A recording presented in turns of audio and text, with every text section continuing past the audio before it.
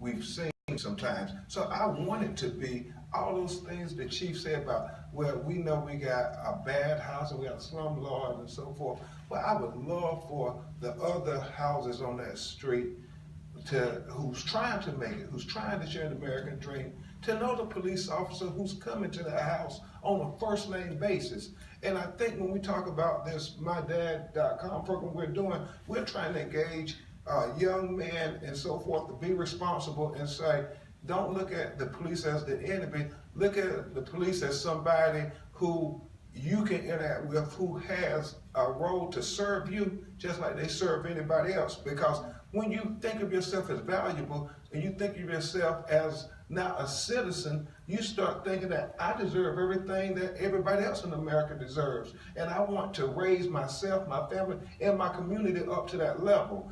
It may be aspirational, it may be naive, but I think if we think of it as a community together, we can do it. And I mean, it really is about how we define things. I have a case in Pasco, Washington with Antonio Zambrano Montez, a Mexican native who is, I call it Mike Brown on video. He has his hands up, it's on video, he's shot 7 times, broad daylight.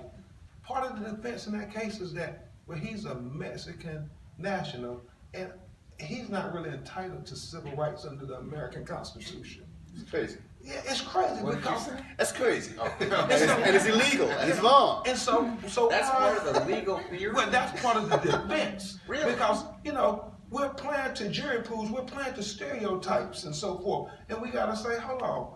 Well, how about this thought that we're created by God with inalienable rights, and that we want everybody to have human rights?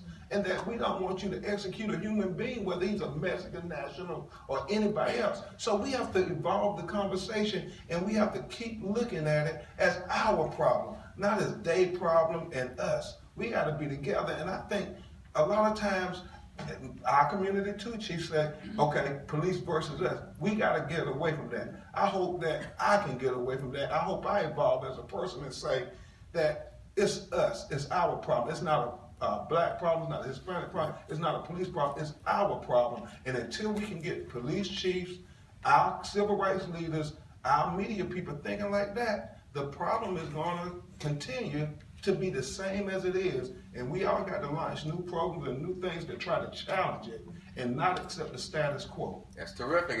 Juan, I was listening here to what Attorney Crump was saying. I was thinking, so he's saying, in order to get to that point where you have the police viewed as protect and serve for poor minority communities, you've got to become more politically active, bring services in, bring in relationship with the police as well as these other city services that could help that community become, what did you say, more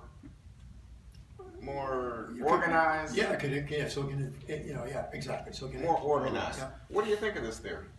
Oh, I think it's fact. I think the better these communities are organized in terms of community presence and community development and being able to force the government to pay attention to their needs in a better way, and be active in the ballot box, that all will definitely assist in the issues that Chief Flynn raised.